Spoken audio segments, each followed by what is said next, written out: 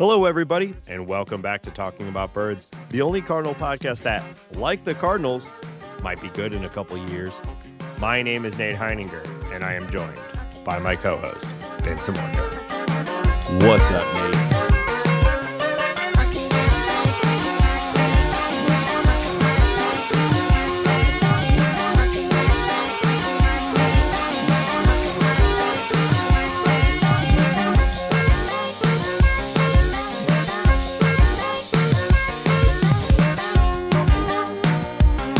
If you have an idea for the opening bit, text or leave us a voicemail at 848-48-BIRDS, or you can be like friend of the show C70 and submit your opening bit via the Bird Scored. Thank you, C70, for that opening bit.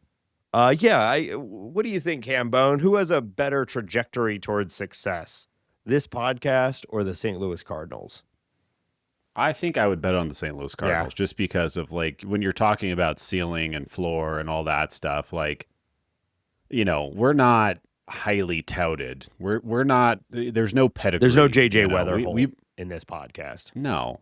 And let's talk in Zips terms. If we hit our 80th, 90th, 95th percentile, if everything goes right, the wins are at our backs. I mean, what's the best version of us, really? Me getting my finger stuck in my zipper. JJ Wetherholt. If we get the 95 percentile JJ, if all the wins are at his back, it's like we're borderline Hall of Fame player. You know, like us. Yeah. Everything could go just right, and it's still just this. Yeah, I think I can't not be me. And I mean, you know, look at you. Actually, I feel like I'm peaking right now. So that's what I'm saying, though, Nate. Is that you're peaking and it's still shit. Well, listen, Hambone, people want to know this. I have an important update for the show. It's been a continuing conversation. I think one of the most important things we've talked about on this show, the listeners loved it. We heard about it regularly. I saw Wicked 2. Have you seen this yet? No. Okay. Well, you know what I say, Hambone? Wicked for good? More like Wicked for not so good. Yeah. It's being panned universally. It seems like. I think it still made like $400 million or something like that. Of course it did. But tell you what, I don't know if I've talked about this or not. But I saw the new Avatar. I think we talked about it last week. Did we? Yeah. Telling you, I was talking about it with somebody last night. The more time I have away from it, the more I'm like, that movie rocked. I don't care. I know a lot of people hate it. A lot of people think it's stupid movies for stupid people. Maybe I'm a stupid people. That's fine. Just crossed a billion. I like it. Let's go. Yeah. The franchise has made $6 billion or something like that, and everyone hates it. How does everybody hate it? It is wild. I've heard it's like people have said it's the most successful movie franchise that has had zero cultural impact. Yeah. What does that even mean? Well, like a billion. I mean, Zootopia just did $1 billion, and it's not like we're all walking around, like fully ingrained in Zootopia lore. But other major franchises, like I think if you showed a Na'vi on a screen to like 100 random people, a good percentage of them would have no idea what the hell. I don't think that's true. True. They're pretty. I mean, that's a striking look. They're 10 foot tall and blue. Like I think people would. Yeah. I don't know. And you're kind of looking 10 foot tall and blue right now. You got a blue hat. Yeah. Blue shirt. It's kind of blue. But everyone's seen them though. Everybody knows what maybe. I don't know. I don't care enough to argue, but I will say I had another conversation about Avatar last night. We went to trivia night. We got 7th place. You've bragged about trivia results on this show before, having apparently won in previous nights. So 7 out of 7. You'd be proud of me. No, there was like 20 teams or something like that. So we're top 50%, but it was just a rough round. There was a video game round. Okay. Nate, and it would just show you, it was like a 30-second clip of gameplay. Yeah. And I think that you'd be very proud of me. I really pulled my weight. Battletoads was one of them that I pulled out. And I'm curious if you remember this game, and I believe you and I played this game quite a bit as youths, but Clay Fighter. Yes. Do you remember Clay Oh, Fighter? yeah. Clay Fighter has that is one that still has like a little bit of like nostalgia around it. People reference Clay Fighter. Really? Yeah, I think because okay. it like it's incredibly unique art style, which is that they were little clay models. Yeah, I remember Clay Fighter. Yeah. Okay, I felt pretty. I was pretty high on my own supply last night when I pulled. I would say yes. Like, I wouldn't expect a generic, even like modern video gamer fan, but in the crowds that I run in, I think Clay Fighter is pretty still well observed.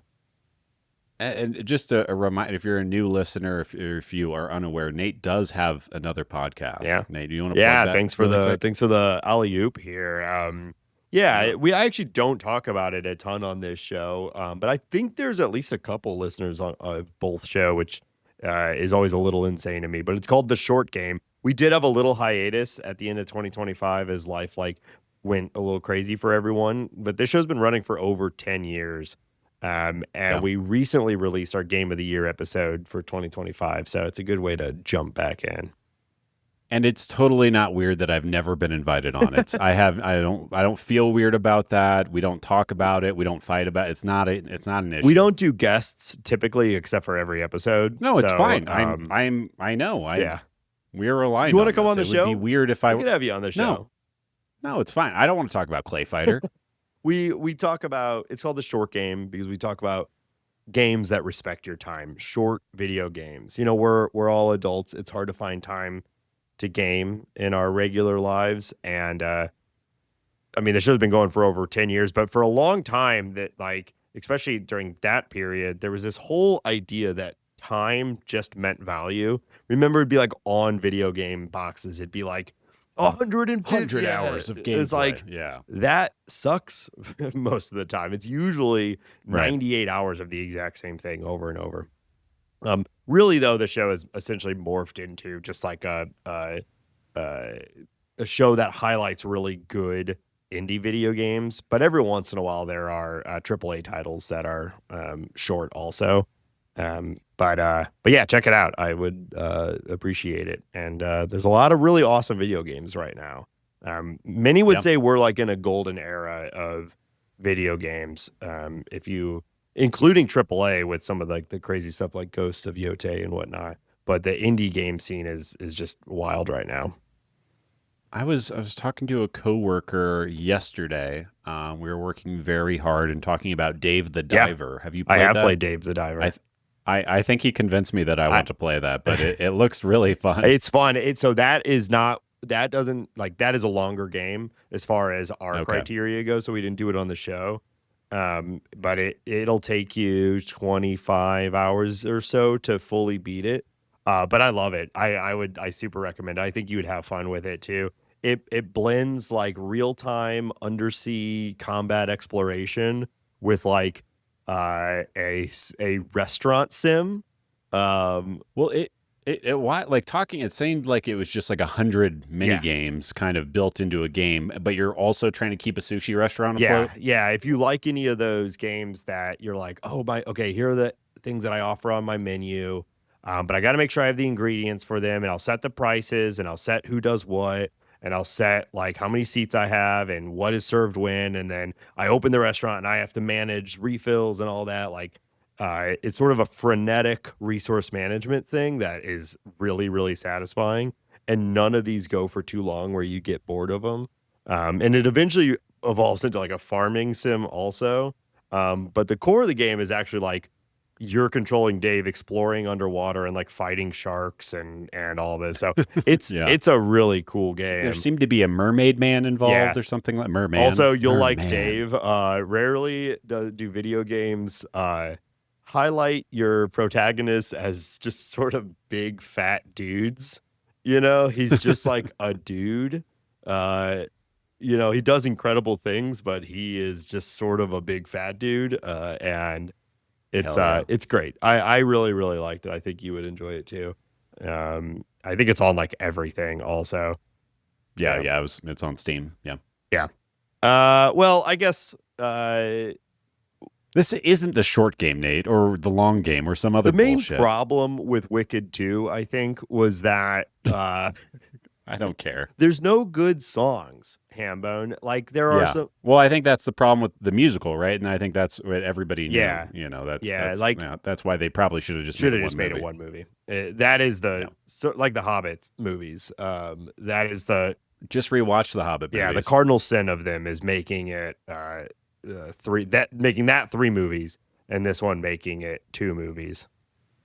Yeah, the pale orc. I kind of forgot about the whole pale orc thing that they just invented for the Hobbit movie. It's like what really doesn't pay off super well. There's one sentence in the Hobbit that references a pale orc, and they use that to run on it. And I'm not even like, whatever. Like movies and books are different medias with different goals and different things. So I don't really care about like the book is better versus the movie is better. But if you're going to expand it for no reason, where you're actually creating entire new storylines, I think Well, he has a lot of screen time. Yeah. For an uninteresting baddie. Yeah. It doesn't really. They could have had the pale orc be the leader of the army, but he doesn't need like 8 or 9 scenes of him like brooding and being mad about the dwarves. Yeah. It's no good. And all right, can we talk about baseball? I don't care about this. I care a lot more about Lord of the Rings than That's Wicked, fair. but I don't want to talk about any of this anymore. reminded us in the Birds Court as well that they're coming back to theaters. So Molly and I, you and I had talked on the show last week. I haven't watched them since really the times when they were in theaters. I think we're going to prioritize and try to go see these in theaters when they come back. I think I'm going to do the same thing because, man, I watched all 6 of those movies during the winter break we just had, and even the bad ones are good. Yeah. All right, Cardinals. I'll take another bad Lord of the Rings movie over a fucking like half the movies that come out. All right, yeah, Cardinals. Let's go. Now everything is going to streaming television, of course, so we're just going to get Lord of the Rings, TV shows forever. But yeah, that I don't want. But yeah. Okay, well, it's a packed show as it always is, isn't it, Hambone? There's been just nonstop Cardinal news over the last week, so let's see if we can fit this all in as we're in 2026, baby. We are marching towards the 2026 season. Cannot be argued how much of 2026 we are in right now. People might be wanting to argue with it, but you just simply can't at this point. We are in 2026. Spring training begins in like a month and a couple weeks. Hambone and I 44 days. 44 days. We have begun our planning discussions. Our intent is to go to spring training for at least a little bit. Now, we might do a little bit of a tour sort of thing where we don't just see Cardinals. We go and look at some other teams and things like that. But we're gonna see some Cardinal spring training this year, and I'm very, very excited about it. And I think it'll be fun to talk about on the show as well. Yeah, I was at trivia night last night and telling some friends about this, and they're very insistent that we do some on the field recording. We at least record some snippets for the pod. Yeah, we've never done something like that. I'm always worried about quality. Well, only so worried sound about quality. Sound quality. Yeah. Not the But man, I think that would be interesting. At the very least, we may be able to do some like short form video stuff for our socials and whatnot. You know what I'm thinking? I think we're gonna go live on TikTok. I think I'm gonna reach out to our younger fan base, and I'm gonna go live on TikTok. Wow. And we're gonna I don't know, maybe watch you eat something. Convince people to buy under-shelf lighting and things like that. All the rage on TikTok right now. Yeah, you got to get it from the TikTok shop. Yeah. Yeah, I get TikTok. I get it. I totally understand it. I'll eat something on TikTok. You could do a Cardinals-style mukbang. People will like that. God. I think the triple, no matter what, end up being some version of a mukbang anyway. That's true. Yeah. But anyway, so we're here in 2026, and the Cardinals have made another move. Wow. This one slots right into the discussion we're about to have with this guy, I think, is the exact same discussion we've had about like 19 other players over the last 3 years as the Cardinals continue to throw darts at their bullpen. But Ben, will you give us a breakdown on this most recent acquisition? God, it's another guy whose name I'm not going to be able to pronounce properly, but his name is Justin Brule? Brule? Bruiel. Bruiel. Bruiel. Right. Something like that. Brule? Something like that. He is a journeyman relief pitcher. He's a left-hander. He's 28 years old. He's a big boy, and he has kind of been all over the place. Last couple of years, he pitched very few major league innings for the Pirates and the Blue Jays. The periffs are good. You know, he's got an xFIP that's under 4. He's got some decent strikeout numbers. He is a little bit wild. You know, there's not too much to talk about here. He's got a sinker, he's got a cutter, and a slider. The sinker and slider are good pitches. The cutter, not so much. But this is a guy with more than one plus pitch, more than one above average pitch. I don't know. He probably slots into the back of the bullpen right now. He kicked. Now I'm forgetting. He kicked somebody off the 40-man. Zach so Kent, they are. Yeah. Zach yeah. Kent, the guy who, another guy who we just acquired. Yeah. Yeah. So, you know, this guy probably will impact the big league roster unless, you know, some significant changes happen to the bullpen right now. He's another lefty. I think it makes a lot of sense to get a guy like this, even though he might not be on the team for very long, because I bet $1 that JoJo Romero is not going to go to spring training with the Cardinals. Yeah. So you bring in another lefty reliever, guy that's stuffy, a guy that could come in and, you know, like Nate said, you roll the dice on this guy. He could be at the back end of your bullpen. He's a reliever. Who knows what the hell is going to happen with him? It's kind of how I feel about him. But yeah, so it makes sense. Does not move the needle, but it is probably a smart move and a guy that will probably watch a shocking amount this year. Yeah, it's Brule. Rhymes with pool or rule. Rule. So it's actually a little easier than it looks like. Yeah, that I in there is really fucking me up. He's having a classic journeyman reliever offseason. He was acquired by the Guardians from the Blue Jays just about a month ago for cash considerations. And then when they went and signed, I think it was Sean Armstrong, they DFA'd him, and then now the Cardinals have acquired him for cash considerations. So cash considerations always on the move during the offseason. We'll see where he lands. But Brule is now with us, and Zach Kent, they're very recently acquired, has now been DFA'd. So, you know, who knows, right? Like you said, he could end up being our lefty setup man. He could be filling the John King role. He could end up being replaced by another reliever that they sign in 1 month. I will repeat my existing statement with the Cardinals bullpen building. They have done a pretty good job at it by bringing in and cycling guys, finding good deals and promoting them and sort of having the shuffle going. And we'll see if this guy ends up being one that sticks or not. But like Ben said, the underlying metrics seem to indicate there's something there, and we'll see if it works or not. I mean, this is especially when you're rebuilding. Whatever, throw him out there. Yeah, he's a bit of a soft tosser, but the pitches move. Like we said, he's a lefty. He's probably an upgrade from John King. Maybe requires a little bit less luck than John King. But yeah, you know, I don't know. We're probably going to watch like 40 or 50 innings of him and Nick Riquette at some point this season, unless other changes are made to the bullpen. And you're going to like it. It's going to be just fine. It you know, it is what it is.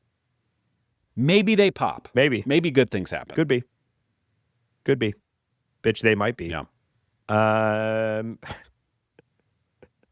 There's been a lot of heat as we break into the new year about future Cardinal All-Star MVP Hall of Famer JJ Wetherholt. Are we being realistic about expectations for this kid, Hambone? Well, why don't you set us up why we're talking about this? Yeah. Yeah, there's an MLB executive poll that went around this week, and they were voting for their favorites to for players to win the NL MVP in 2026. And the number one voted player was JJ Wetherholt. For He got rookie of the 30% year. of the vote. For rookie of the year, he got he outpaced Nolan McLean, who's already been in the major leagues, which I think was a little bit surprising, but just going off executives' opinions. And I also wanted to call out that Jeff Jones wrote a piece, I think it was this week or last week, and he was saying that I pulled a quote from that article. It is not an overstatement to say that he's the club's most important position player since Yadier Molina. And I think I might disagree that's an with Jeff Jones. I think that's an overstatement. On this. Jeff Jones, I like, he's fine, but it is an overstatement.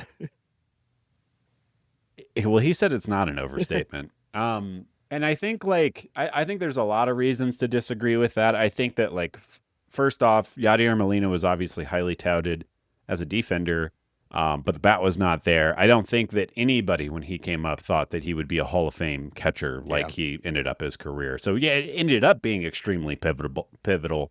But when you're looking at the pedigree, when you're looking at the prospect ranking of Yadier Molina when he was in the same spot that JJ Wetherholt. JJ Wetherholt is just a completely different player. Yeah. A college player, obviously not a catcher, a bat first player. There's just so much different than what they're looking at. I also think the Cardinals window is so much different than what we're looking at. So I think that JJ Wetherholt is going to come up, and I do think that he is going to be good, not great, pretty quickly. Yeah. And I would not be surprised if he becomes great fairly quickly, just because it's everything you want to see in a prospect. He's also every write-up at the end of the season talking about his defense has been glowing. And I feel like he had that hamstring injury and people weren't sure if he was going to be a shortstop or not, or what position he was going to stick at. I think all he did is impress people by playing second base and shortstop really well in the minors. He walks a ton. He hits the ball hard. Not Jordan Walker hard, but hard enough. Yeah. I do think I might put a small wager on JJ Wetherholt winning the NL Rookie of the Year, but I don't feel as confident as Jeff Jones or maybe MLB executives, or I'm not putting this kind of weight on him. I'm much more concerned with or willing to bet on the Mason Wynns of the world, the Alec Burleson, Ivan Herreras of the world, who have actually been around. I think expecting too much out of a guy that we've never seen in the big leagues is kind of crazy. There was a conversation in the Bird Scored this week. I think Jake was the one that brought it up about the jump between AAA and MLB has never been bigger than it is right now for a myriad of reasons. And I do think for that reason specifically, we should all take a chill pill on JJ. We've been down this road before. Jordan Walker was the number one prospect in baseball. He broke camp with the club at 20 years old after very little time in the minors. They had a Jordan Walker bobblehead in April. Multiple, right? Of his first season. It was he's the most important position player for the St. Louis Cardinals since Yadier Molina, and then he actually had a relatively successful rookie year, and then the league catches up and things change and adjustments need to be made, and they're not, or they are, and you develop. So just already saying these sorts of things just kind of drives me crazy, because this guy could come up, hit 260, play a good second base, have 15 home runs and 20 stolen bases, and that's a really solid year. But if we start saying he's going to come up and he's the face of the team, he's the change this team has been needing, that's going to feel like an underwhelming season. And I don't know anything about the kid's makeup. He seems pretty mature and all of that, but kind of regardless of who you are, this stuff matters, the expectations that are set. So I'm not a huge fan of all of this immediate blow up. That said, I think it's super reasonable for him to be the top pick to win Rookie of the Year this year. And I don't think that in and of itself is like unreasonable expectations. Someone has to get these are normal things, and probably JJ is like excited to be picked for that specific thing. I would be too. You want to be picked for that sort of stuff if you're an athlete.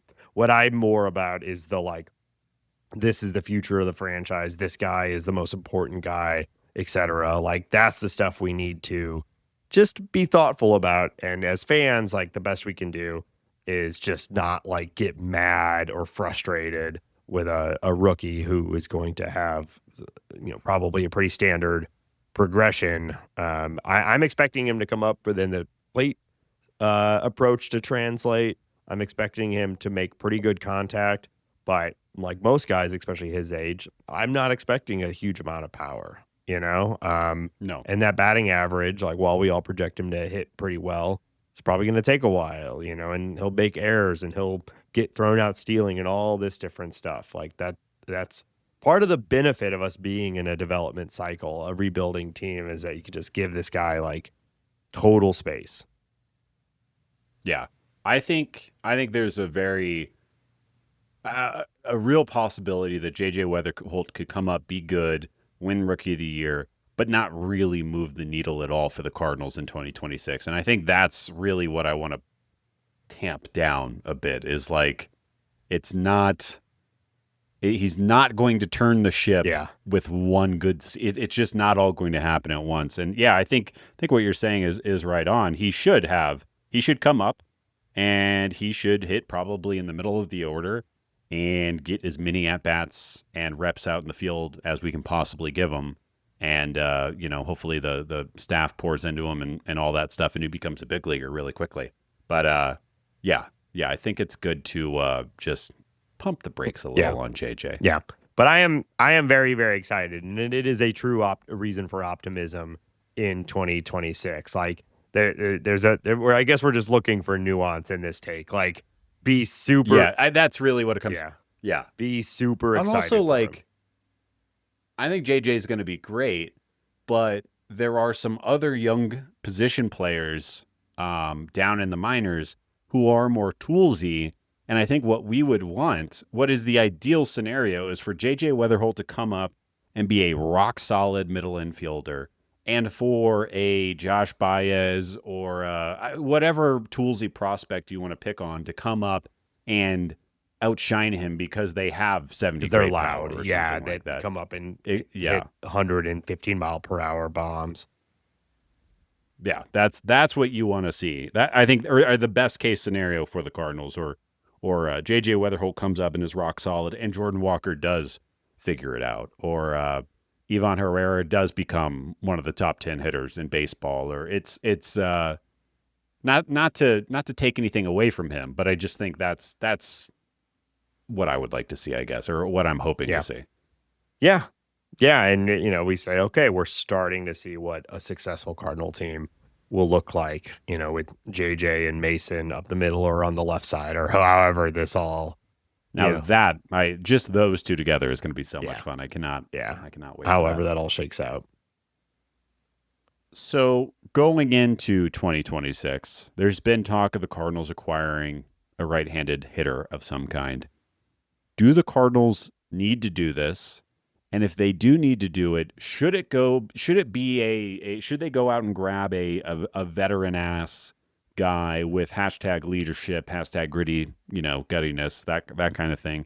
I threw out some names, and I'm curious to hear your just thoughts generally. Rhys Hoskins, DJ LeMahieu, Wilmer Flores, all right-handed hitters, all probably on the wrong side of the aging curve, all can probably be acquired for very cheaply in a 1-year deal.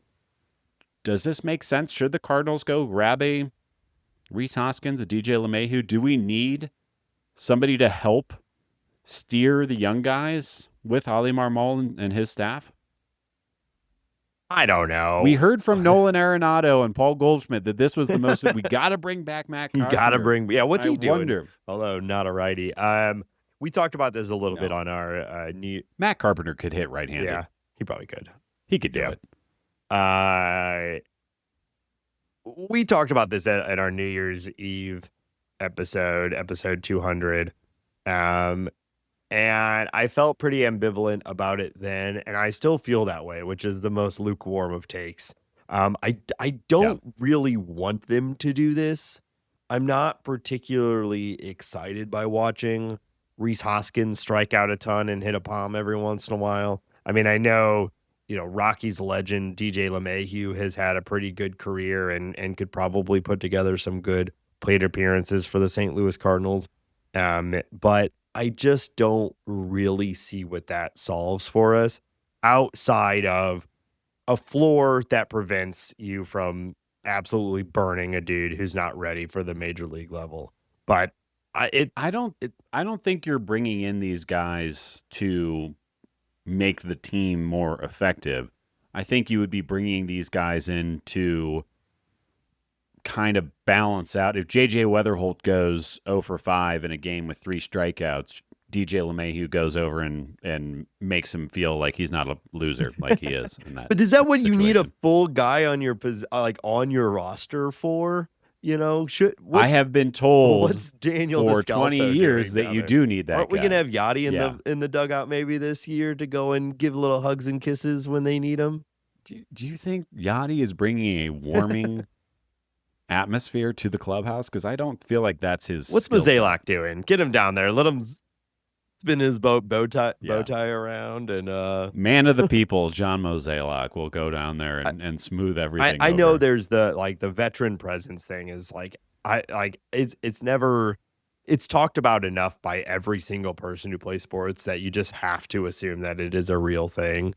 That's where I'm coming from, Nate. But I don't know. It doesn't seem worth it to me because also it's not like any of these guys have had degrees of success, but it's not like you're bringing in even like a Brandon Crawford made a lot more sense for that role. Guy's won a bunch of World Series, has been an MVP contender at a point in his career. And you're like, oh, this is like a true guy, but bringing in like Rhys Hoskins, I just want, because if you trade Nolan Arenado and Brendan Donovan, and it seems very likely that both of those things are going to happen, your veteran in the clubhouse is Lars Nootbaar. Yeah. I just wonder. I wonder if a team would operate that way. Yeah. And honestly, if Lars Nootbaar is your guy that's setting the tone for the clubhouse, that sounds like a lot of fun. But he's also and maybe I'm just being an old man right now, but he's still nubile. He's fresh in my eyes. Nubile. But I guess we'll see. It seems to me like that's what your bench coach staff too is for setting that tone, and like what are John Jay and Descalso and them doing down there? If not coaching, being a part of that, Yeah. But like to your point, almost every team does something like this. So I'll be curious. I would like. I think a DJ LeMahieu would be fun just because he is that classic.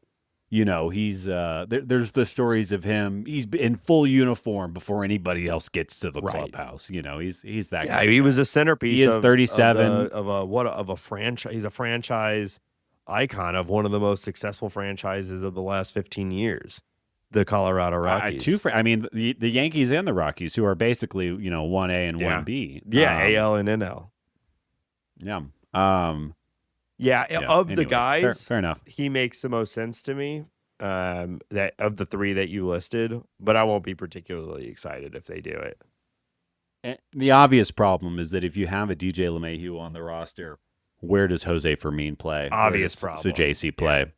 But we'll see. I feel like it's going to happen. They're going to or like an Austin Slater, a name I haven't said yet. Like I just feel like a guy who's over 33 years old, he's going to be like 34 to 37. And he's going to be a right-handed hitter is going to come onto this team, and we'll talk about it and we'll see how we feel. They could bring us in. I am a right-handed hitter. Same. And I am. Oh God, I'm about to be 37. I'm a little outside of that range, but I'm a right-handed hitter. I'll take a professional at bat. I'm going to be 37 in 10 days, and then I think I'm just going to walk into the street because that's late 30s. That's a car bouncing off of you. Is the car really soft, or is it me being really soft? I think we both know that answer. Both. Soft car, soft bin. You know, Colorado and those bouncy cars. We got them out here. Mm-hmm. Yeah. Mm-hmm. All right. Tiny sidewalks. My new neighborhood has much less. I noticed that last time I was out there. So, no, this is a sidewalk I can spread out on a little bit. It does mean more shoveling, though, when the snow comes. So, yeah, double-edged sword. All right, let's talk about I feel like we haven't checked in on this beat in a minute, so I thought it'd be fun to bring it up, especially with spring training being just around the corner. The $108 million renovation for Roger Dean Chevrolet Stadium, which obviously the Cardinals share with the Marlins, has been delayed multiple times, but is now scheduled to be completed by spring training 2026. Just in time. They're actually doing it just in time. In time for us is how I feel. That's what I'm saying. I'm just going to run down some of the improvements that they are doing really quick. There have been renovations to both clubhouses, new player development buildings for each team. The Cardinals have a 13,000 square foot facility for them, 2-story fan zone with 300 ticketed seats near third base, live music area so fans can stay after the game and listen to music. Bullpens have been relocated to the outfield wall rather than on the field, which was always so confusing to me. It was just always chaotic. 2 concession stands have been converted into grab-and-go functions. I was worried I wouldn't be able to areas grab and on go the third base side with an elevated hospitality bar. 3,000 square foot team store. Let's go. And they upgraded the press box. Who really cares about that? But finally, this has all happened. I'm kind of disappointed that it has happened. We're only going to see the newness, and we're not going to really see what it used to be like. But it is nice to see. I mean, Mo and Co have been talking about this. Seemingly, forever. it's been his priority for the last 5 years or so. So it's great that now that he's, I think you don't sign Brett Cecil and you probably get this years ago. At least that's how I am to understand it. But this has all finally been done. Thank God that the local taxpayers threw in about 30 or 40% of the cost for the rehabilitation here, and the Cardinals were helped out by the Marlins, of course, as well. So it's nice to know that that 108 was spread. Yeah, across, thank you, citizens of Jupiter, Florida, and surrounding area for paying the taxes so that the St. Louis Cardinals. I will say we're going to be in Jupiter. We'll probably go out to dinner, and you think of that, $100 tab is going to really go. They're going to get it back. They're going to get it really back. going to juice the economy. It might fill up on gas too. Ooh. Who knows? Maybe even have a drink. No way. Can't imagine the scene in Jupiter is vibrant, but I guess we'll find out. But anyways, that's finally done. I'm looking forward to this. Like, I know that the Cardinals in the past had leased space across the street to make room for player development and meeting rooms and stuff like that. So I guess I'm just happy that the Cardinals are treating themselves like a real baseball franchise. It has been something that has been pointed to as part of the issue with their player development system is that they haven't had proper facilities. So it is nice to see that is no longer going to be the case. Now, is it the only thing? We don't know, actually, we know that's not the case. But it is certainly nice to see this version of the St. Louis Cardinals actually implementing the solutions to the problems that they have identified. Now, whether it solves it, we don't know, but this is nice. I will be glad to hear, or no longer hear, once we get our player development compound down in Jupiter done, we'll be able to XYZ, so. Yeah. It's, we know Nolan Arenado has the warehouse, and I think it's in downtown LA. We saw a bunch of reports and videos about the Brendan Donovan's, I think it's on his property at his house. He's got that garage that he's converted into a little baseball factory. It's just funny to me that these guys could go do this on their own, and it took a franchise, a wealthy MLB franchise, 5 years to do their own version of that. But That's okay. And it like I don't. Well, yeah. I feel like Mozeliak can't complain, and I know Mozeliak's gone, so whatever. But Mozeliak can't complain about people going to Tread or whatever or Driveline when they When we don't actually have the facilities. Yeah. Well, as I understand it, But, it was like a lot of bureaucratic red tape that well, they had to get that 40% tax from the folks in should Florida. have just sent in some sort of special operations team, and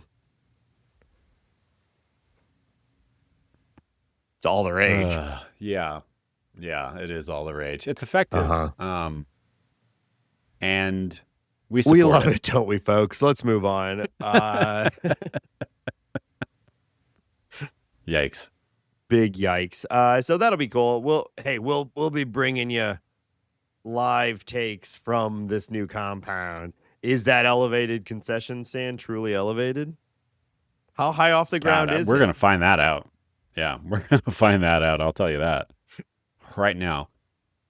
Let's talk about something that's a little bit less fun than all of that. The TV situation, Nathan. Have you read about this? You paying attention? You and I were talking about TVs for a little while before we got on. I assume that's what you mean. Hambone's getting a new. That is exactly what I mean. New TV.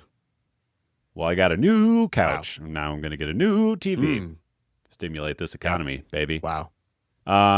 So the Cardinals and FanDuel, the issues are happening. The company that holds FanDuel Sports Network, Main Street Sports Group, lost approximately $200 million in 2024. The company is attempting to renegotiate payments with 29 partner teams across MLB, NBA, and NHL. They failed to pay last month, the Cardinals specifically. The Cardinals are now deciding whether to stay with FanDuel under a reworked deal or leave entirely. The team is expected to end negotiating soon. And the Cardinals have also stated that they have no interest in spinning up their own sports network, which is something that I think you and I talked about like maybe a year ago. Like maybe the Cardinals and the Blues should team up together and have their own regional sports network or something like that. Seems like that's not going to be the case. And I will say, if I'm looking into the crystal ball, it seems highly likely that Cardinals broadcasts are going to be produced by MLB, similar to how the Padres are being managed right now. There's a handful of other teams, but the Padres are the only ones coming to my mind right now. But I don't know if this affects, I guess, the way that a lot of people can watch baseball. I've been a streamer for a while at this point, obviously living out in Colorado. But I don't know. It is what it is.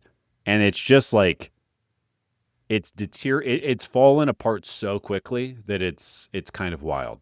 Personally, Hambone, I just hope FanDuel comes out of all of this clean and ahead. That's who I'm most worried about. It does seem like they must have so much money. How are they missing payments? I know. But yeah, it seems to me that this is inevitably all going to end in MLB owned and operated streaming that we're paying directly to for the product. And I think that's great. I think we've been saying for a while, it's going to be a bumpy road getting there. The financials of the game are changing. But I have to imagine that the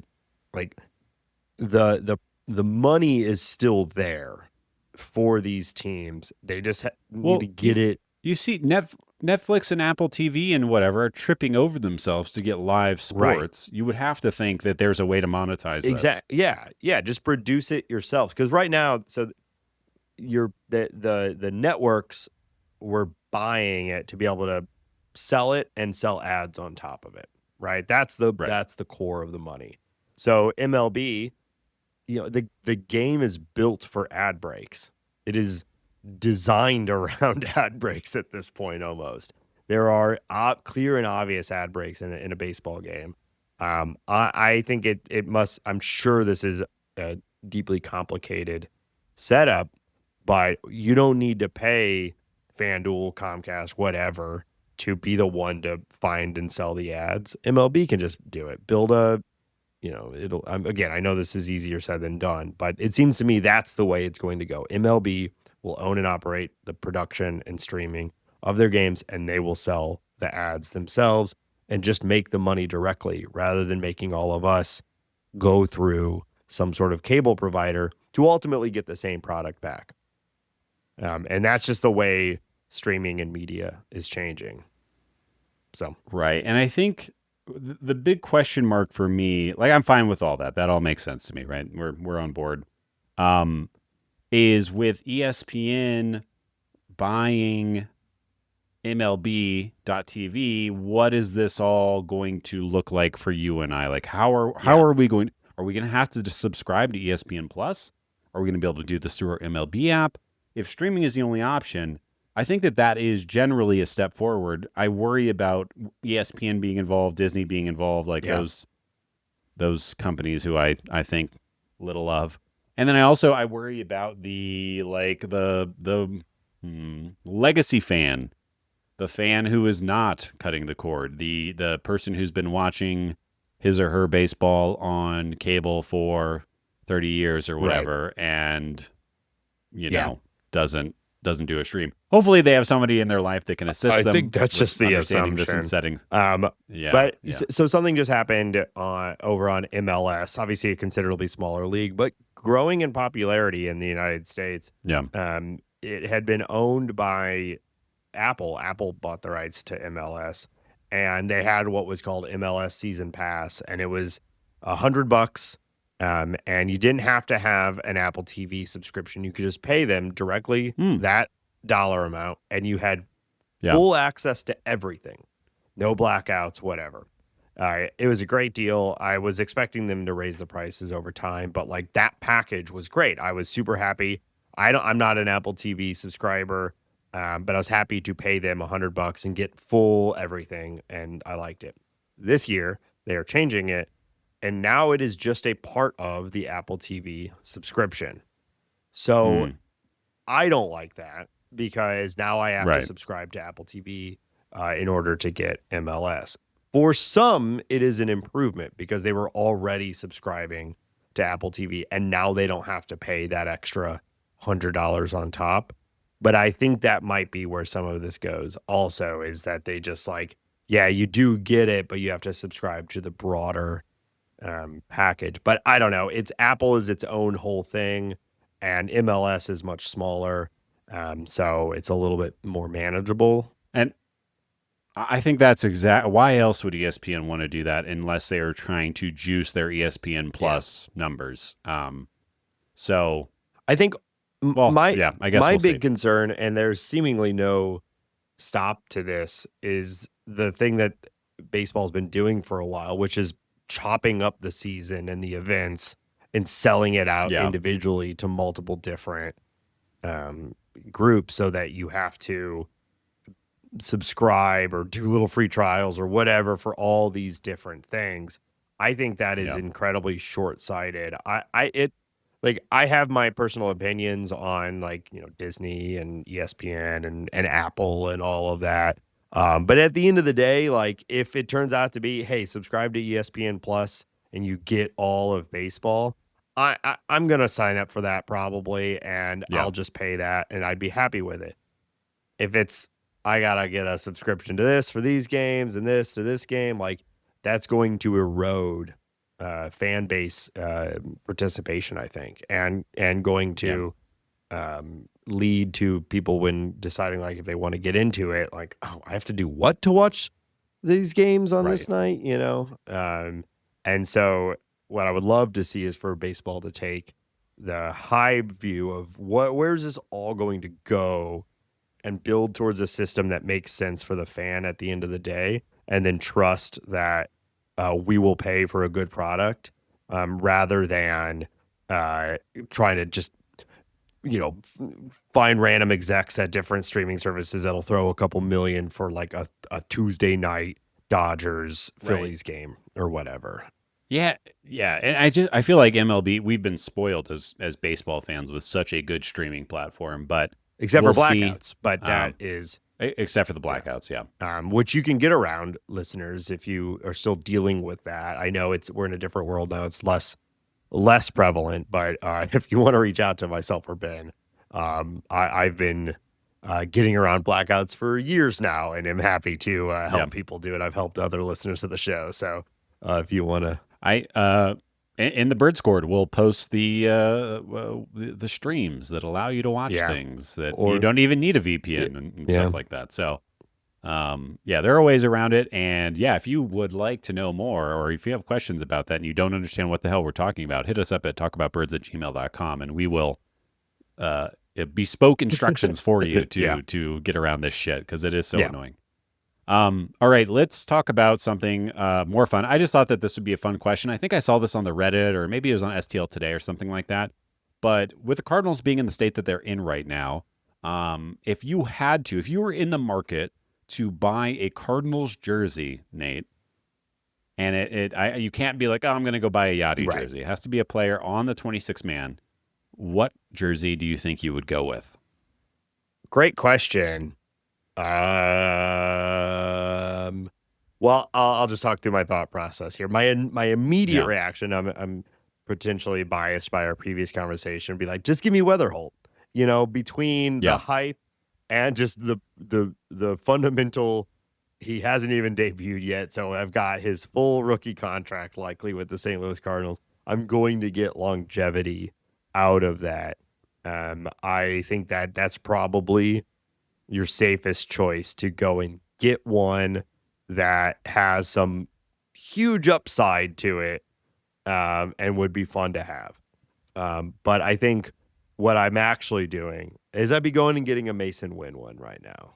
I think Mason Wynn, is like, the hype is around JJ for obvious reasons, but Mason Wynn, I think, is the current face of the franchise, and I think is hopefully extended, and is a guy who's on the St. Louis Cardinals for the next 15 years. And regardless, even if he just plays out his rookie contract and ends up moving on, I like him as a player, and seemingly as a dude, I'd feel comfortable wearing a Mason Wynn jersey to a I almost said concert, to a Cardinal game. Sure. Like 15 years, 20 years from now, I'm wearing a Mason Wynn jersey. It's not going to be one that people will go like, oh, Mason Wynn, remember that guy, Deep cut, yeah. So I think Mason Wynn is the answer, or at least that's my answer. I think Mason, I think that makes a lot of sense. I think I would go with Ivan Herrera. I'm going to buy while the stock is a little bit low right now, and I think it's going to only rise. And I think he's young enough. I think he's a good enough hitter. I think he will be a Cardinal for a while. At least I hope he's a Cardinal for a while.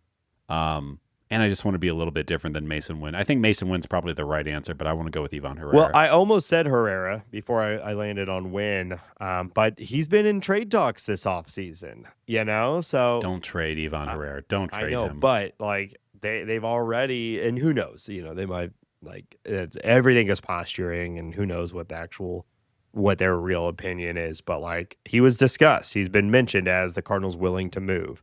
So that's where I'm like, they're not trading Mason Wynn. I just think with the Ivan Herrera, a right-handed hitter that can hit like him, it's just worth his weight in gold right now. Hold on to this man. Pay this man. Yeah. What are some other ones? Crooks would be fun, just because what a cool, just Crooks. That's good. Crooks is a great last name to have on a jersey. Crooks is a great last name. I think that, obviously it hasn't totally materialized yet, but I think I would feel pretty confident about buying a Victor Scott jersey. It's a fun one too. First, Scott you get the numbers on it, which is fun. The two eyes or whatever. Also, he is a player. You can see Victor Scott chasing down a ball in the outfield gap, and the fans go crazy, and then you're in the stadium and you get on TV because you're wearing a Victor Scott jersey. Turning your back to the camera, and you're pointing back to the... That's right. Yeah. Classic. He's a highlight reel type player. Yeah. Classic. So if you're trying to get on the Jumbotron or MLB.TV streaming or whatever, Victor Scott's probably a good option. You know what hand gesture I think needs to come back? This one... No, Ben's flipping me off. Everyone thought that at first. No, this one where you point at someone and you go cuckoo, cuckoo. You've got the finger swirling around the ear. That one's good. I really like the like Daddy nasty. Oh, like Daddy hungry. Oh, no, daddy hungry is when you rub your belly. Okay. No, you're just pointing in your throat going, right? gross. Yeah. I'm puking. Look at me. Cuckoo. I think. Jesus Christ. Yeah, I hate to say it, but I could not be more on board with you. I think that it's a classic for a reason. All right, final piece of Cardinals news, and then we can move on. Joe Kelly retires. Nate. It is over. Yeah. What anything you an example of excuse me, where someone's personality made him a star, right? Like he's been on some big teams. He's a Dodger and whatnot. You know, he's a known quantity in baseball, but this guy broke through. There's murals of him for his facial reactions and just his overall personality. So I've always loved Joe Kelly. And I think he seems like a fun, an interesting guy. So, and ultimately a pretty good career. Yeah. 839 innings. He did figure out strikeouts a little bit later in his career, accrued 7.1 F4 for a relief pitcher that has 7.1 F4. And, you are 100%. Like his fame compared to his play is kind of wild. I bet he'll be a personality in baseball. Yeah. And I'll just never forget, like when he came up and he was throwing as hard as he was as a starting pitcher, and really helped the 12 and 13 teams back in the day kind of come out of nowhere. And obviously, you know, I always thought there was a little bit more that never came to fruition, especially once he being a starter, what I mean to say. But yeah, I just always liked him. Also, like, was amazed by how like lanky and not very big he was, and came up throwing like 100 miles per hour with movement. Just a fun guy to watch, and a player that I will remember for a while. Well, and like it wasn't that long ago, but guys weren't like, it was becoming more common in that time period, but it still wasn't as frequent as it is today of people throwing as hard as he does. So figured it out kind of ahead of the curve. His average fastball in 2017 with the Red Sox was slightly over 99 miles per hour. Pretty good. Just, that's the It just was right down the middle most of the time. So at least when he was a Cardinal. It's still hard to hit when it's that fast, I guess. Yeah. All right, that's all I got. All right, we're going to talk about some league news and, of course, play a little game. But before we do, we want to remind our listeners that this show is listener-supported on Patreon.com. Hey, is your New Year's resolution to support local products and businesses a little bit more? Hey, what a great and thoughtful resolution. What a noble cause. And look no further than the little device you're listening to right now and the podcast that you're listening to right now. You can subscribe to our show at patreon.com/talkingaboutbirds and get access to our private Discord server. It's the Bird Scoreds, where we're talking about news and updates and during the season, doing live game day chats and things like that. And also subscribers typically get access to early episodes. We've released very consistently Thursday morning for 201 episodes, but our subscribers are usually getting these on Wednesday night. So if that fits your schedule and that's something you're interested in, you can subscribe and get that. There's a private RSS feed for our Patreon subscribers. Who knows? Maybe eventually we'll throw out some other content on that too, if people are interested. So patreon.com/talkingaboutbirds. You can also leave us a review on your favorite podcast platform, which helps. It really does. And also, still most podcasts are shared and spread through word of mouth. Season's ramping up. Now's a great time to tell your friends and family about the show. So we appreciate that. Hambone, where can people find us otherwise online? Yeah, we're on all these socials. You can find us over on Blue Sky, Instagram, and TikTok. You can watch this show. We've had a little cameo by my cat today. If you want to see Edie or Nate and I's face, you can watch the show on YouTube. You can find all of the podcast information, links to the socials, everything like that. T-shirts. We have Talking About Birds T-shirts at talkingaboutbirds.com. Of course, you can email us and ask us questions about how to set up a VPN or how to get around these weird blackout rules or anything to talkaboutbirds@gmail.com. And of course, you can call us and leave a voicemail or send us a text message to 848-48-BIRDS. That's 848-482-4737.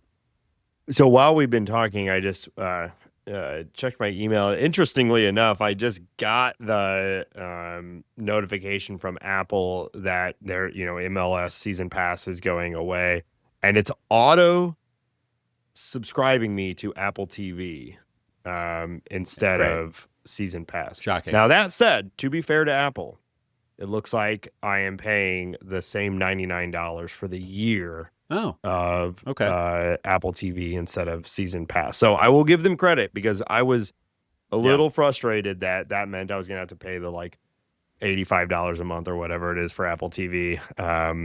And everything Apple's so expensive.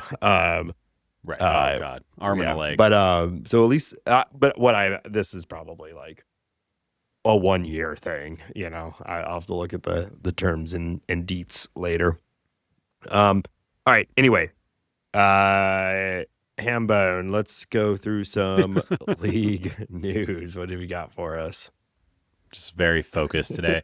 So yeah, right before we hopped on the mics, we heard that the Cubs and Marlins are hooking up on a trade that is likely going to send Edward Cabrera from Miami to Chicago. It also seems very likely that Cubs prospect Owen Casey is going to be involved in that deal.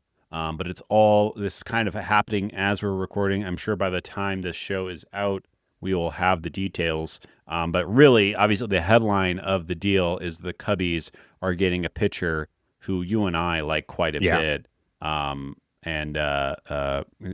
Obviously that's disappointing. But I think a lot about Edward Cabrera. I think that he's very good. I think that his stock is rising quickly. I think he's only getting better. He's just like the stuffiest guy out there. Just lots of good pitches, lots of gas, lots of movement. He stopped walking people last year, which really allowed him to jump to the next level. And he's only got 3 years of service time, so he's going to be a Cub for a minute. So I'm going to guess that whatever the Cubs seems like I said, Owen Casey's involved. It's going to be a lot more than just him. This is going to be a big deal because this guy is good. He's young. He has control. He's only getting better. Really like this deal for the Cubs. Obviously, I hate it generally, but I think this is a really good acquisition by them. I agree. It's always disappointing when a rival team does the move that you were kind of hoping your own team did, like when the Phillies went and got Jesus Luzardo from the Marlins. Yeah. We were like, damn, that would have been a good move for the Cardinals. And then now here the Cubs go to get Edward Cabrera.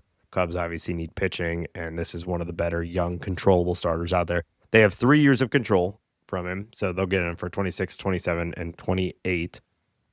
So several years, and then who knows where it goes from there.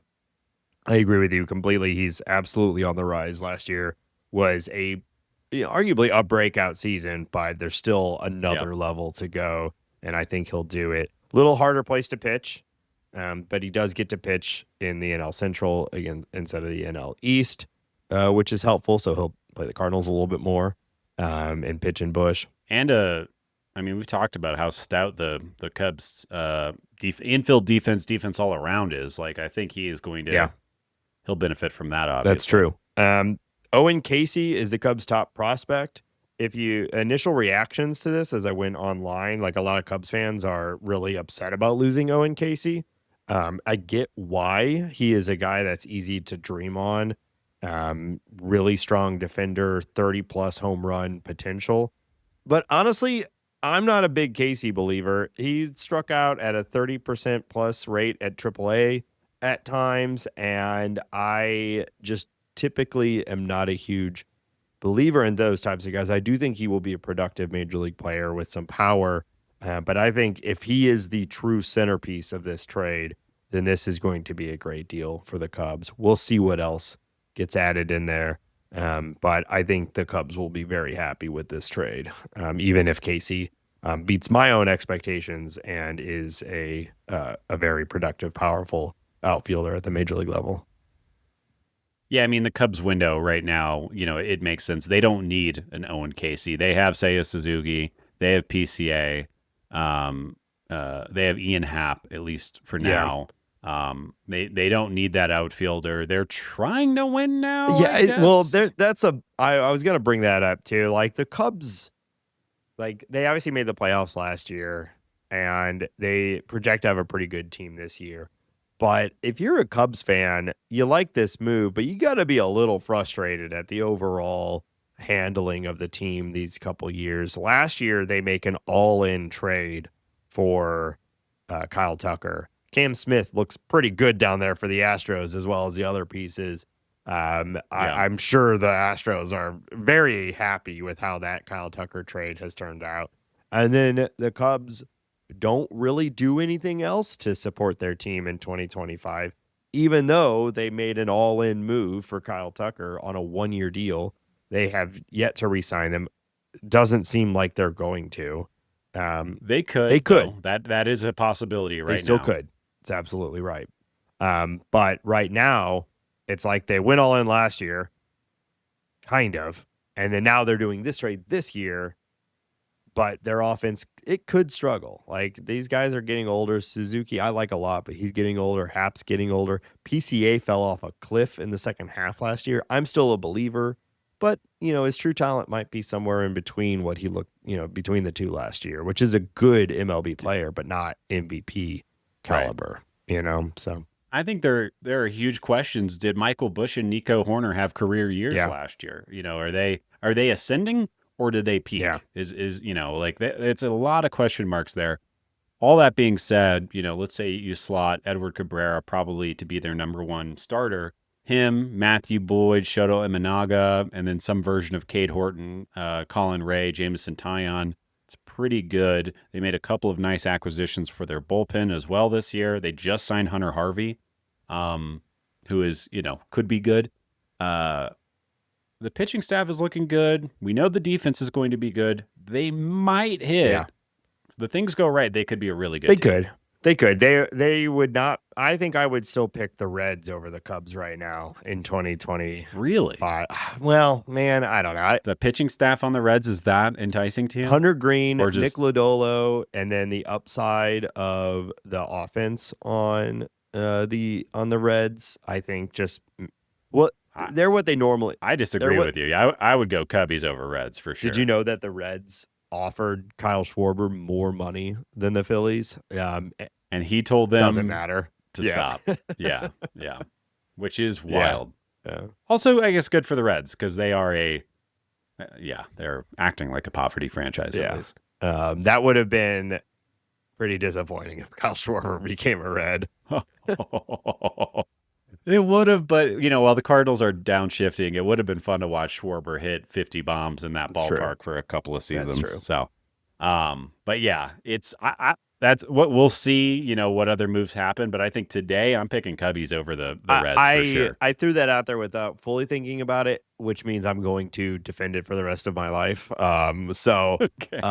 We will do what we always do as the season ramps up is during the second half of the episode, we do a breakdown of the other NL Central teams in like the 4 weeks leading up to the regular season start. So we'll see what these teams land, what they look like once the season's about to start and make some actual predictions. But I like the Reds more than the Cubs. I'm sticking with it. All right. The Toronto Blue Jays have signed an exciting young Japanese baseball player named Kazuma Okamoto to a 4-year, $60 million deal. It looks like he is going to be their third baseman for the next handful of years. This is he'll be 30 going into next year. He put up a 210 WRC plus in Nippon last year. He is going by his prospect ratings, he's looked at very highly. Definitely a hit over field player. So it might be a third base, maybe some first base, maybe some DH. But I think that this guy has the kind of profile, good walks, low strikeouts, good power, that will probably translate pretty quickly to MLB. I think this is a really good signing for the Blue Jays. I love what the Blue Jays have done this offseason. Yeah. I still think they're going to bring back Bo Bichette. And but now they're setting themselves up now to they're look really apparently good. efforting pretty hard at Kyle Tucker. So we'll see. That they seemingly are going to sign someone. One of those. Yeah. Who, if you're the Blue Jays, are you signing Tucker or are you signing Bo Bichette? If it's Nate's in charge, I'm probably going Tucker. I have more belief in Tucker's offensive output than I do Bo Bichette. He obviously had a good year last year, but he came off of a couple mediocre years. And Tucker, he's getting older. He's had some weird injury problems and some ineffectiveness around those injuries. But generally speaking, when he's been healthy, he's been one of the best hitters in baseball. And so slotting him in with Vlad Guerrero and all of that, I mean, how fun would that be? It would be a lot of fun. I think that they should do that. I think he will be. That would be a lot of fun. Hundreds of billions of dollars more expensive than Bo Bichette is my guess. Yes. My only issue is the team fit. Like you want to slide Andres Jimenez over to shortstop because he is a next level defender, and I think you're Bo Bichette over Ernie Clement or whoever is slotted to play second base is a huge upgrade. And I like Dalton Varsho out in the outfield. I'm curious to see what Addison Barger is going to do as a full-time right fielder. And then they have, a combination of George Springer and Anthony Santander. I wonder if the Tucker makes sense on any team, I guess, really. He does, but as far as obvious obvious holes or spots to fill, Bo Bichette makes a million more sense. But you'll just be fine with Kyle Tucker being your right fielder, and Addison Barger it's going to work out. He's going to play third base when Okamoto isn't. He'll play right field or left field when someone needs a day off. Like, you'll find the space for him. It'll be fine. Yeah, I wonder. I think a huge question mark is, does Santander bounce back after a god awful year? It was brutal last year. It would if they brought in Tucker. It wouldn't surprise me if they tried to move Santander for anything. Yeah. Just get him off the books. Yeah. All right. Good for the Blue Jays. Don't forget they also brought in Dylan Cease, and Shane Bieber agreed to sign up with them for another year. And Trey Yasevich is probably going to have a nice year. They're a fun team. All right. Final piece of news: the Royals announced that they have signed Matt Quatraro to a 3-year extension.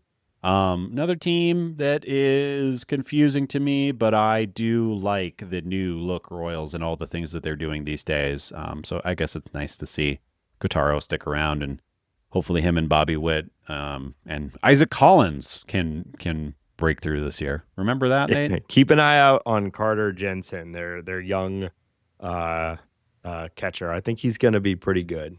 Came out bashing last year. Some very fun underlying numbers. So we'll see. I got to say Vinny Pasquantino's name as well. But that's all I got, Nate. All right, Hambone, let's wrap up. We're going to play a little game here. Hambone, as we move into 2026, that means we can officially close the book on the first decade of the 2020s, the 2021 season, 22, 23, 24, and 25. Make up the first 5 years of baseball of this decade. Also puts finally the 2020 season fully in the rearview mirror. I thought it would be fun to look at that 5-year period and see who stood out. What were the team leaders in a few key stats over this full 5-year period of ultimately disappointing St. Louis Cardinal baseball. So we're going to play Who Charted? First half of the decade edition. Hambone, are you ready? Okay. I guess so. I feel like this is going to be hard. I'm going to suck at this. I try to pick interesting ones, so we'll see how it goes. Hambone, who played the most games for the St. Louis Cardinals in this period? Most games played for the Cardinals in this period. Damn. God, I kind of want to say Donnie because he has been stalwart, but he's been injured. So maybe not Brendan Donovan. Gosh. Wilson wasn't here long enough, I don't think, to top this out, although he played. Oh, no, he was injured too. Last year he played a lot of games, so he's still injured. No. Okay, so it's not those guys. God, ugh. Goldie, Arenado. Is it Nolan? I mean, Nolan's been here for a minute at this point, I guess. He plays. I'm going to go Nolan Arenado. You got it. Nolan Arenado has played 708 games in this 5-year period, averaging to just about 142 games a year. Let's go. And coming in second, who didn't play for the Cardinals for a full year of it, was Paul Goldschmidt with 617 games. Yeah. Okay. Such a bummer that we never did anything with two great corner infielders. Yep. All right. Who hit the most home runs in this period? Who hit the most home runs in that period? Probably one of those two guys. Shit. Probably. I mean, the Goldie MVP year, obviously, he went off, and he never really had a bad year. He just kind of got a little worse. So that's where my gut goes. And I mean, there's not a lot of power on this team. Yeah, I'm going to go Goldie. Close. Goldie was second overall with 113 home runs. Nolan Arenado hit 118 home runs. Wow. Sorry, Nolan. Yep. Okay. How about the most stolen bases? Oh, man. Was that just Victor Scott last year? No, it was probably a man who I've always put respect on his name. I have always looked at as a big-time player and somebody who deserves a large contract. I've never overlooked. Tommy Two Bags Edman. You got it. By double the second, more than double. Yeah. Old Two Bags himself, who I will echo your sentiment. We have nothing but fondness and have only ever said he's one of the greatest Cardinals of all time. He had 89 stolen bases. Paul Goldschmidt, still not that second much, overall with 41. And then Victor Scott at 39 is I knew he was going to be up there because Tyler O'Neill and Lars Newbar rounding out the top 5. Okay. Wow. I am speed. Highest batting average for this one, I threw a minimum of 200 games. So you had to have at least played 200 games, more than a season with the St. Louis Cardinals. Okay. Well, Goldie is probably up there again. Nolan, I would imagine he's knocked himself out of that conversation over the past 3 years. Donnie is probably pretty high up there as well. Mason Wynn, he may have knocked himself out of there. 200 games batting average. Do I think that Brendan Donovan beat Paul Goldschmidt in that category? I do think that. I'm going to go with Brendan Donovan for batting average. Well, you are correct in that Brendan Donovan, who hit 282, has a higher batting average than Paul Goldschmidt, who hit 281. So you were right there. You did, however. Is it Burley? Is it Burley? No, it is not Burley. He is at 268. You are forgetting Ivan Herrera, who has a 286 batting average. How many games played does he have? I guess. Wow. Oh, you son of a bitch. Wow. Okay. There you go. I felt like 200 at bats, I assume, or 200 games is still a pretty. Yes. No, it's legit. But the fact that the player, I was like, he's got to be under 200 at bats. Was that at 200 or games played? Is that 200? 777 plate appearances? Kind of fun. Yeah. All right. How about, here's a fun one. Who's been hit by a pitch the most? Wilson Contreras. I had to get him on there. 48 times he's been hit. That might lead the league if I remember correctly. I don't know about over the 5-year period, but certainly leading the Cardinals. All right, a few more offensive ones. All right, highest WRC plus, also doing minimum 200 games. WRC plus minimum 200 games. Well, that might be Ivan Herrera too, since I know he has 203 games played now. And I know he's basically only hit really well. I could also see Goldie because the highs were so high.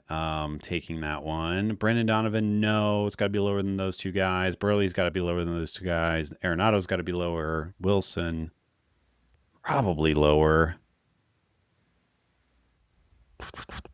I'll go Herrera. No, Herrera is third overall. Actually tied for second with Wilson Contreras. And number one overall is Paul Goldschmidt with a 133 WRC plus over this 5-year period. Yeah. Overthought that, and I should have just said Goldie. He good. He real good. Yeah, so it goes Goldie, Contreras, Herrera, Donovan, O'Neill. Yeah. Oh, wow. Good for O'Neill. 118 to Nolan Arenado's 112. Here's a fun little nugget though, Hambone. If you set that minimum to 100 games, can you guess who is leading the team by a huge margin? Say Fermin? No. Oh, dang. I thought you were setting me up for that. No. If I lower it, 109 huge games margin. to be exact, 351 plate appearances. 351. If I tell you it's 351 magical plate appearances, maybe that'll help. Why is this bit not landing on me? Oh, Albert Pujols. Albert Pujols. His half season with the Cardinals had a 148 WRC plus. God. I don't know if I've ever had more fun. Winning a World Series is more fun, but that was as fun as I can remember baseball being. That was a blast. Dakota Hudson with 4 plate appearances, by the way, a 148, tying Albert Pujols. That counts. And somebody named Ali Sanchez, who also got 4 plate appearances, has a 297 WRC plus. Backup catcher. He was like 4th-string catcher for a second. Yeah, I remember him. Okay. All right. Most F4 from position players in the first half of the 2020s. Most position.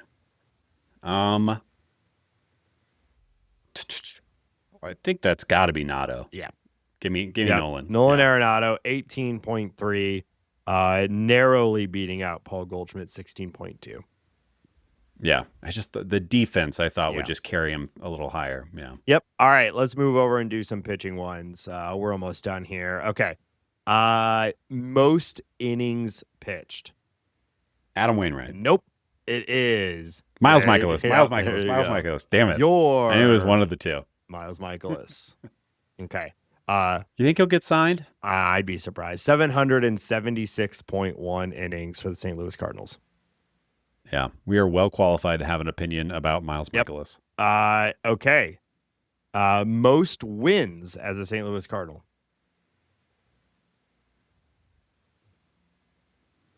Most wins. Jeez. I mean, smart money says Miles Michaelis, but I want to throw Waino out there again. Miles Michaelis with 41. Here's a fun one for you, Hambone. The third winningest pitcher in this 5 years for the St. Louis Cardinals is Ryan Helsley. 28. Wow. That's okay. Adam Wainwright coming in second at 33. Sonny Gray after him at after Ryan Helsley at 27. It's been a good 5 years. Yep. All right. Most strikeouts. This one I feel like is going to be pretty tricky because those guys that have been around so long are not strikeout pitchers. But Sonny was only here for 1 second. And I'm probably just not thinking of somebody else. Shoot. I mean, Wayno was striking out more guys than Miles, I would think. And just the years. I'll go Adam Wainwright. He's got to be on this list somewhere. Hambone, it's Miles Michaelis with 543 strikeouts. Wow. Less or just over 100 strikeouts a year. That is just terrible. He comes in 139 more strikeouts than Sonny Gray, who was second overall. Sonny Gray was second. Wow. I knew he did work in those 2 years, but that's here you go. Miles Michaelis, 776 innings, 543 strikeouts. Sonny Gray, 347 innings, 404 strikeouts. Yeah. After that, it was Wayno, and then Palante, and then Elsley. Wow. Yeah. Really hoping on these new guys. Really hoping on Liberatore. Finally. Really, really hoping on that. Finally, most F4 as a pitcher. Most F4 as a pitcher. Jeez. Is this just going to be the Miles Michaelis section of the show? We know he always kind of surprised with his WAR accrual. Sonny Gray was good, though. Actually good. I'll go Miles Michaelis. I don't want to get it wrong. Yeah, 8.6 F4. Beating Red Jacket territory, Nate. Red Jacket. By basically every... I didn't do this intentionally, right? Pitching stats, there's only so much that are interesting to slice and dice by this, especially, this type of game. But almost every way you cut, the volume, when we're looking at a 5-year period, almost everything you cut, Miles Michaelis was the best pitcher on the Cardinals. Yeah. For that 5-year, or the most impactful pitcher for the St. Louis Cardinals over that 5-year. Obviously, Sonny Gray, it was in his 2 years, almost was more, had higher output than Miles' 5. But I think it's a really good way to kind of illustrate the past 5 years, though, is that is the case. Yeah. And maybe that's the problem. Yes. This is not a great thing that by almost every single measurement, Miles Michaelis has been the most impactful Cardinals pitcher for the last 5 years. Yeah. Right. Yeah. What a fun note to end the episode on. I was also, because saves, it was obvious. I'll give you one bonus one. Who led the team in holds over this 5-year period? Led the team in holds? Yeah. Gallegos? That's right. Giovanni Gallegos. Let's go. So, here's to a better second half of the 2020s for the St. Louis Cardinals. I think it will. I think it will be also. We had some fun in there. We did. Two playoff forth. appearances. Many teams out there would kill for that. Now, were they fluky? We had an MVP. We had 2 playoff appearances. So could have been worse. Could be the Pirates. There were good times in there. It's the pitching. Yeah, the pitching is the problem. It has been the problem. Could be the Pirates. All right. Well, that's going to do it for this week's episode. Thank you, as always, for those who have stuck through the whole episode. We'll be back next week, as always. I'm smelling a big move this next week, Hambone. Do you smell that? I'm smelling it. I do smell it. It smells good. Yeah, I'm smelling it. So we'll be back next week to talk about it. Its aroma and what it means for the St. Louis Cardinals. And again, check out all of our links at talkingaboutbirds.com. Text or leave us a voicemail at 848-48-BIRDS. And until next week, I'll say, let's go Cardinals. Let's go Birds.